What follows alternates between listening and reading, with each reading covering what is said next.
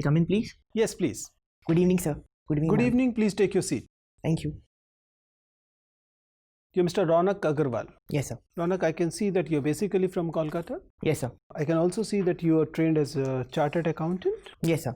And you did your graduation in 2014, right? Yes, sir. From St. Xavier's, Kolkata. And what are you doing since then? So after my graduation, I went for my CA. I completed my chartered accountancy in 2016. And so then after that, for a year, I prepared for UPSC. And I could not clear the prelims in the first attempt. So then along with my studies for UPSC, I started teaching economics to the CA foundation and intermediate students. You're still teaching? Yes, I'm still teaching. Okay. I understand that the teaching CA is a very lucrative job all over the country. Yes, sir. No matter what you mention you're a CA, you know what to mention, what not to mention in the application forms about the income, but it's a quite lucrative job. Yes, sir. Why don't you stay there? Many, I know at least a couple of IRS officers who actually left the IRS service and are teaching as in the CA foundations and finals. Why are you going the other way around? So undoubtedly, teaching is very lucrative for the CA fraternity. And so even teaching is my hobby. Along with my profession, I teach to various NGOs.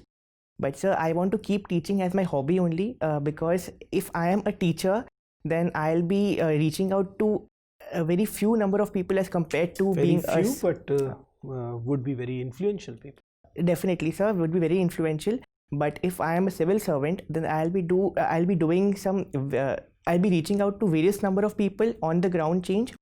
And so being a CA, while I am managing a few corporates or a few students, being a civil servant, I can improve the education system of an entire district, which according to me is very important. I don't know, you are coming from West Bengal, and West Bengal been in news for quite some time now for a variety of reasons. One of them is being a state which is continuously at disagreements and conflict with the center. Apart from being ruled by the two parties not agreeing to each other, what are the other factors which you believe is causing these center-state conflicts between Bengal and the center? So the reason was during the independence movement, right from the partition of Bengal of 1905 till the partition of India in 1947, Bengal and Calcutta per se, which was the center of economic development, shifted to Delhi, and therefore after the partition, the jute producing area shifted to East Pakistan, and we were just left with the jute producing mills.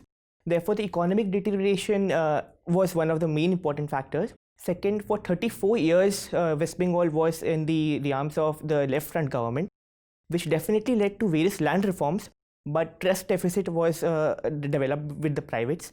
Therefore, due to these two factors, economically, West Bengal has been on the back front.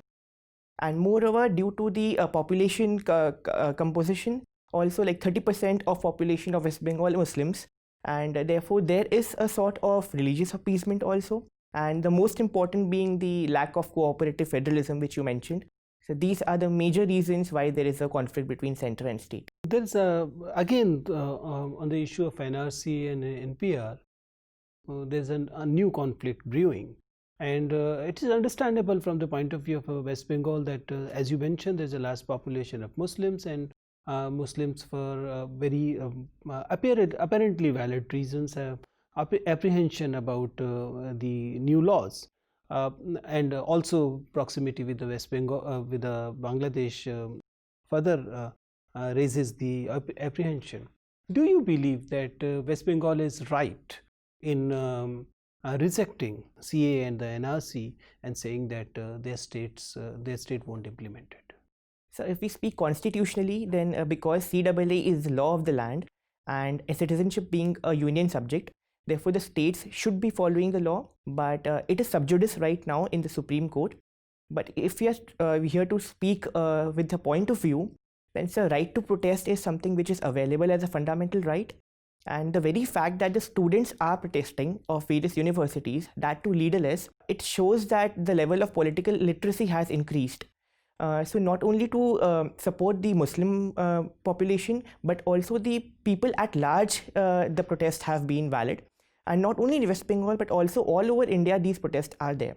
India being revered as the secular nation in all over the world, this is a very sensitive issue. Consider the situation that you are a DM in a district and you get these two conflicting instructions, one from the center, and you are an All India service officer, and the state, and both have some control over your service, right?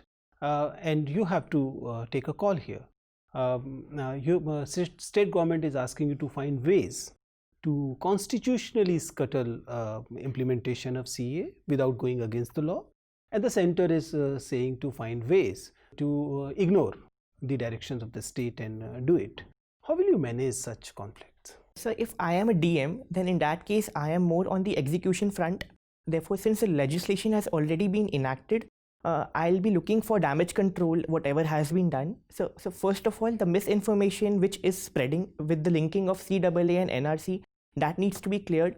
For example, even the media, when they are interviewing the protesters, if any Muslim is saying that CAA is anti-Muslim, anti-Indian Muslim, then media is not doing any act so as to clear that clutter. So my first step would be to bring the parties to the table and clear the misinformation which is ongoing. You want to bring the state government and the central government on the table. Do you realize what you're saying? Sir, not the state government or the central government. Directions have reached you. What will you do is the question. Whose direction will you accept? Since All India Services is directly, ultimately under the control of central government, I will be following the law. But since law and order is a part of the state list, I'll be trying to at least manage the situation so that protests are not becoming violent. Fine, sir. So the student of Commerce and Accountancy, look, our stock exchange is practicing rolling settlement and T5. What is the purpose of practicing rolling settlement and T5? So it's T3, it has been shifted to T3. That is the date of trade plus 3 more days, T2 rather, plus 2 more days, I'm sorry for that. And so rolling settlement has been brought in so as to remove the ill effects which was before in the over-the-counter system, because the algorithmic trading which has been brought about through the rolling settlement cycle, it leads to directly connecting the buyers and the sellers through a stock exchange mechanism. Okay. Look, gilt-edge market was in news recently.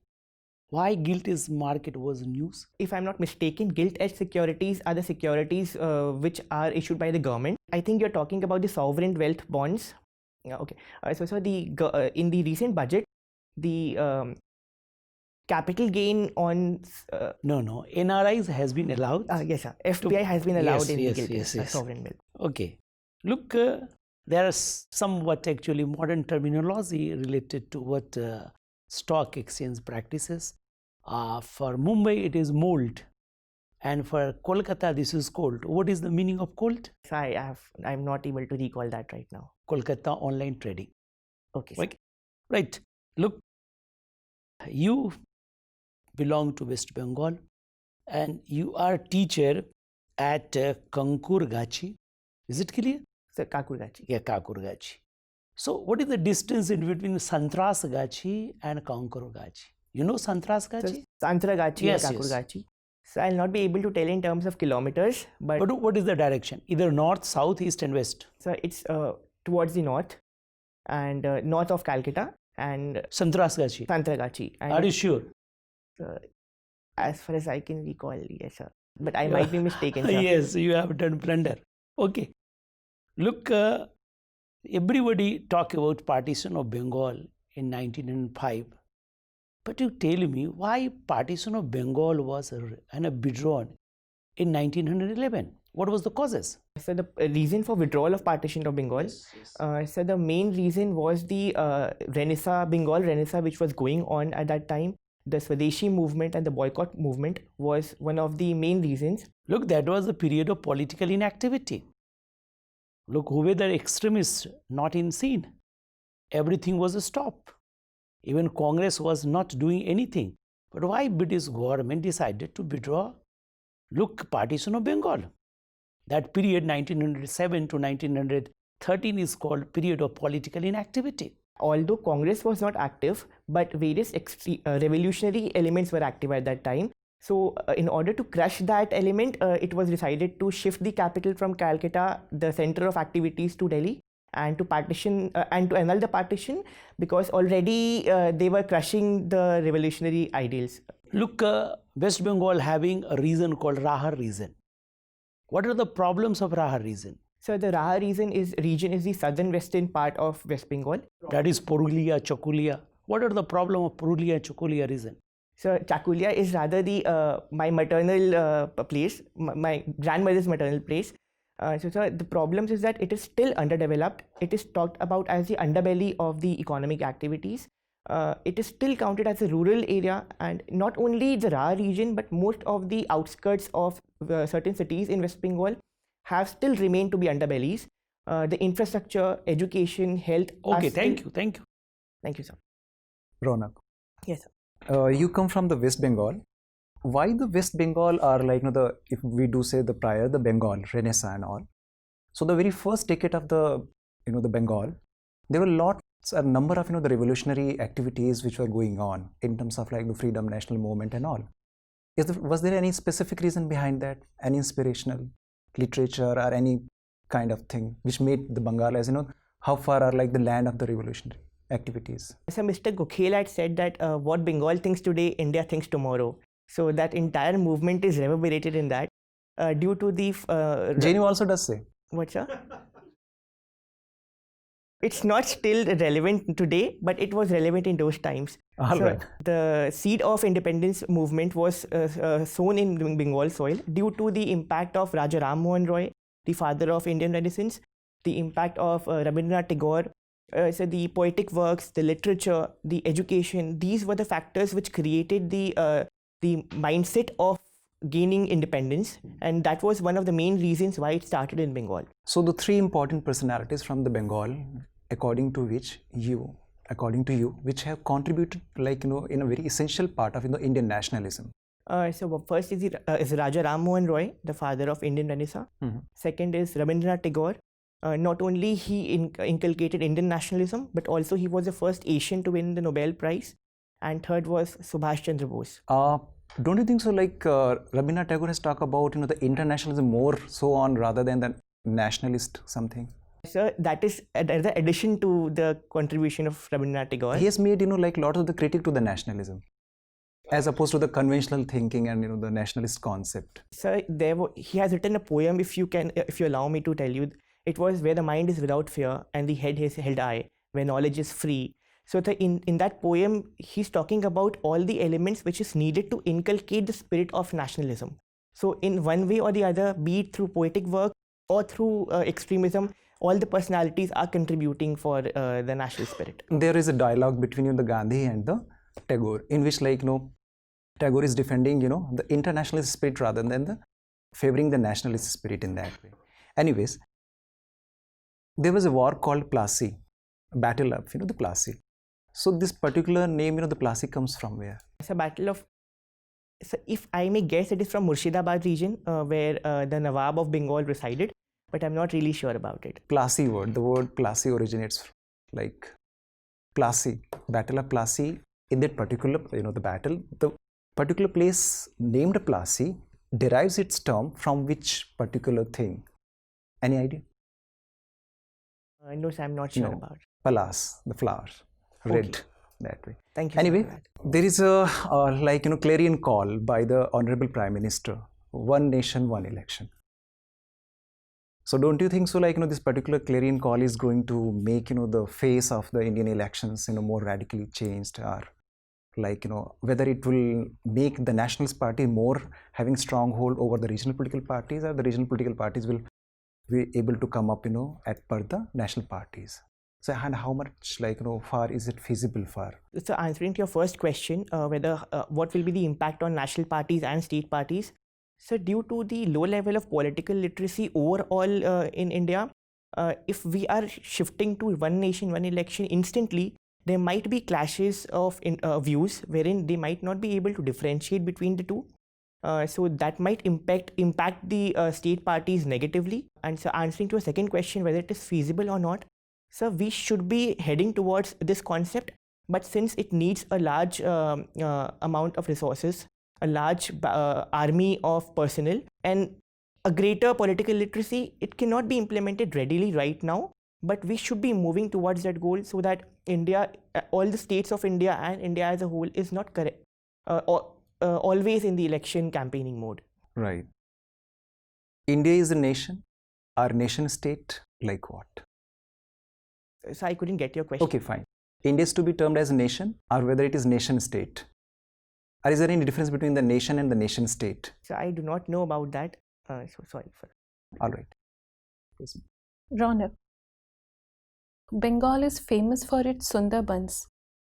Can you tell me in how many list is Sundarbans added, and what are the various designations that Sundarban has received from Government of India? Ma'am, it is one of the UNESCO World Heritage Sites, and recently it was included in the Ramsar Convention as well.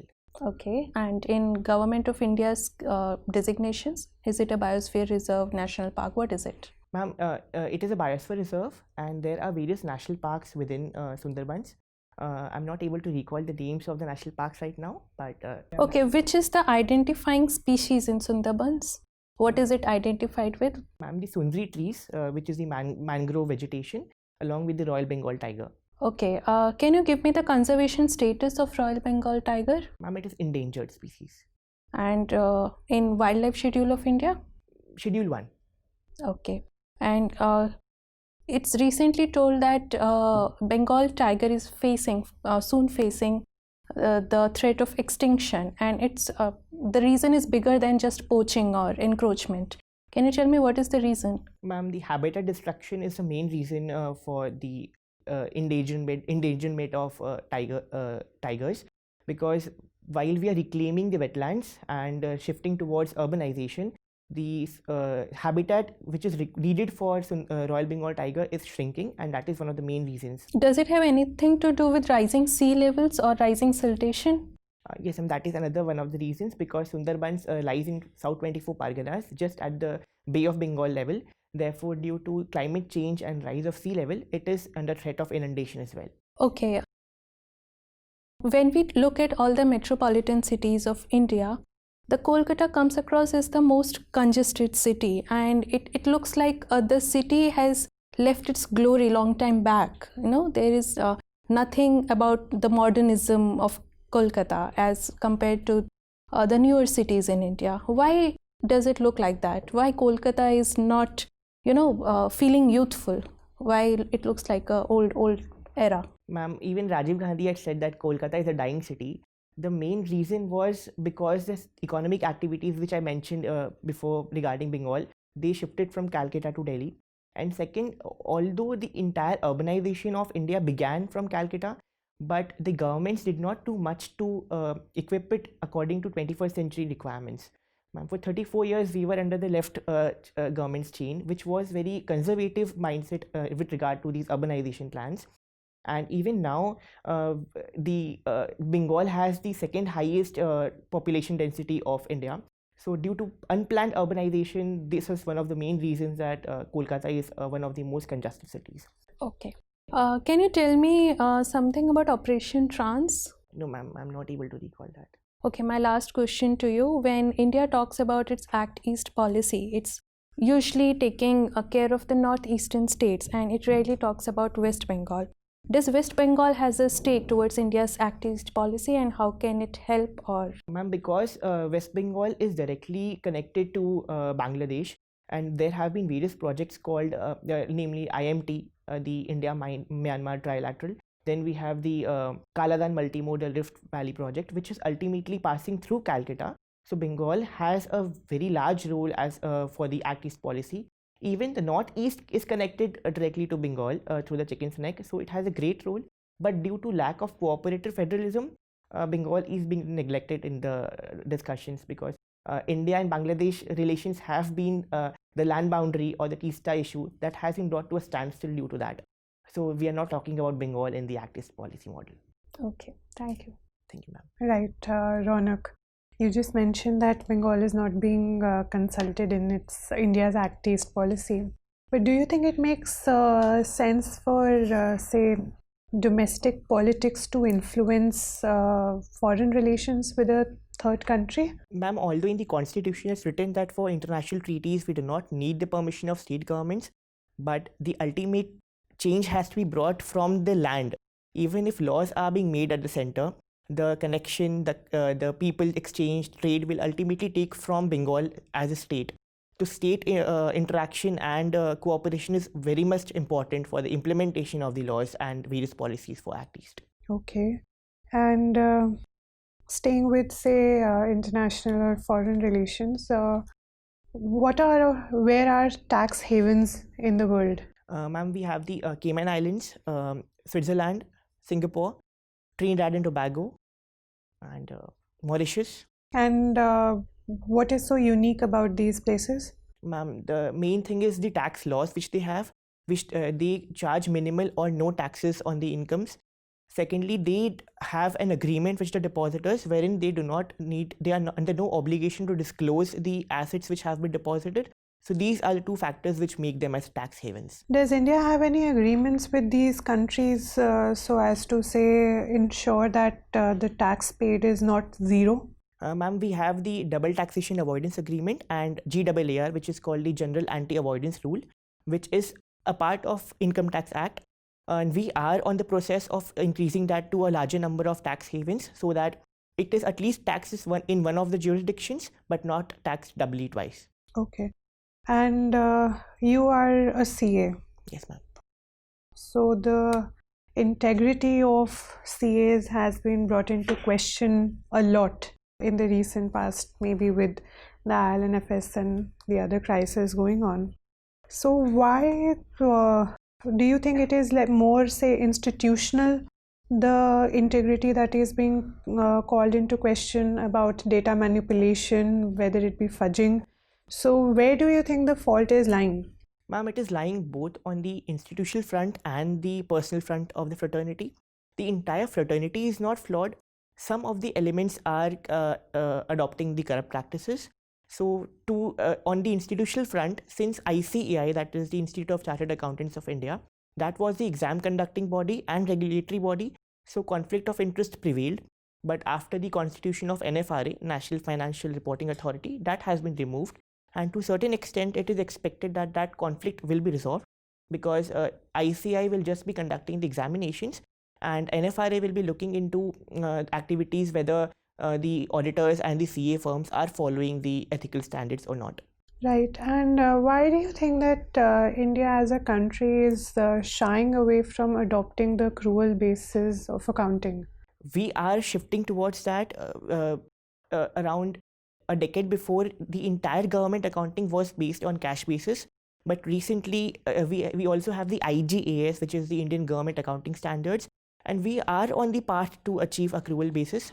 But since the Panchayati Raj and the urban local bodies, they are situated in very far-flung areas which are not developed in accounting-wise. Therefore, we have to resort to cash basis in some places, but we are on the process to achieve accrual basis. Great, thank you. Okay, Raunak. Raunak, you come from Bengal, and Bengal is being led by Ms. Mamata Banerjee, but she happens to be the only women chief minister in the country right now, right? We had more women chief minister when we got freedom. As a nation, have we failed? And that women is not the only issue. We currently do not have a Dalit chief minister in the country. We do not have a Muslim chief minister in the country. Do you believe that we have become a upper caste majoritarian state and less democratic? As I mentioned, we had more women chief minister when we got freedom, I am told. So are we failing as a democracy because we are not electing enough people to the real seats of power? We do have at the ceremonial places, but not at the real seats of power.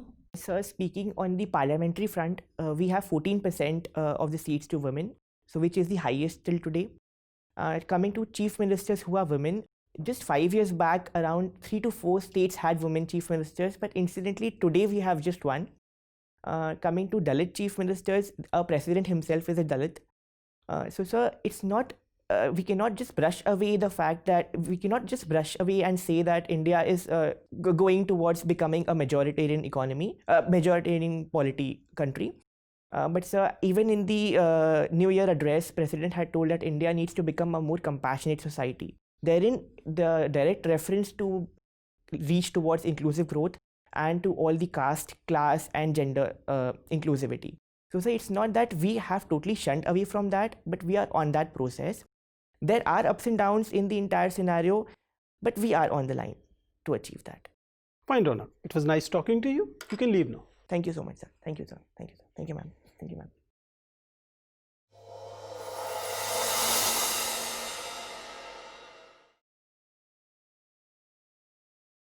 Okay.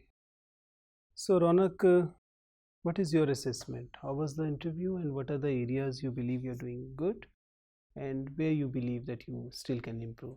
So my most important mistake was the Santragachi question. I should have rather said I do not know, and I believe that the interview was decent. Okay. It was better than decent because in our opinion, the discussion that followed your interview suggests that it's been very, very good. I mean, we were very happy the way the whole conversation went. See, you're not an average candidate. That's for sure. So, depending upon how you performed in your mains, I'm sure that in your selection, this interview is not going to be a dampener. It will be adding to your performance. So you have, कैसा गया means आपका? So means overall was good, but optional paper one में थोड़ा time short हो गया, so I had to write 100 marks in 35 minutes. But I could. I complete just hope the that you're not losing on that front, because that's going to be key. Otherwise, you are a very, very good candidate. Your communication by and large is very good. Your sitting posture is good. Your voice level is very good. You have that vocabulary, and by and large, your body language is also good. I don't know whether you can control or not, but there's a little more neck and head movement. But if that is part of we teachers suffer with this, but if that is part of your personality and you cannot change it, ignore it. Don't worry. But if it is in your control and you can reduce it a bit, it will help. But it should not be hampering, the effort should not be hampering the natural communication, right? That's the deciding factor. Otherwise, you're doing all good. Coming to the content part, by and large, you have clue of what you're talking about, right? There can be places where answer can be restructured a bit. I think you deliberately mentioned this decades of left rule more than once. Rethink over it whether you actually want to do it. It's a calculated risk. It's a calculated. You understand that, okay? So it may or may not work that way. So my advice will be that maybe mentioning once will do, and rather than saying a left front, say a particular ideology thing. Oh, you take a call. But it is my duty to point out that it is very clearly, separately audible. And it is also very clearly visible that you are doing it purposefully. Right? You're getting my point. So, so you have to take a call. My advice will be that it is not that necessary. Right? You take that call. You're good on your subject. In your case, it's going to be Bengal thing going to take a lot of time of your interview there also. Primarily because of two reasons. One, unfortunately, not many candidates are coming from Bengal. That's unfortunate. It should have earlier. It used to be all Bengali and Tamil thing. Now, not that number of people are coming. So that is one reason. And then Bengal in itself is a hot potato these days. And elections are coming. There are several reasons to discuss with you. So be ready for that. But by and large, you're doing everything right. Don't take too many advices now. Okay, only thing you have to do is that you have to sustain the performance till your interview is there. And my experience suggests that it's not always the easiest thing. Once you have peak early and sustaining it for a longer period can be difficult. When is your interview? 20th of March. 20th of March, that's the problem. So you have a longer period to sustain it. Because once you peak early, then the only direction that you can go is a downward. So you have to sustain it for a long period of time. Make sure that you're not taking lot of advices. And if you're taking a lot of advices, you're consciously choosing which advice to work on, right? Everything else is in place. All the best. Thank you so much, sir. Thank you. Thank you, ma'am. Thank you. Thank you, ma'am.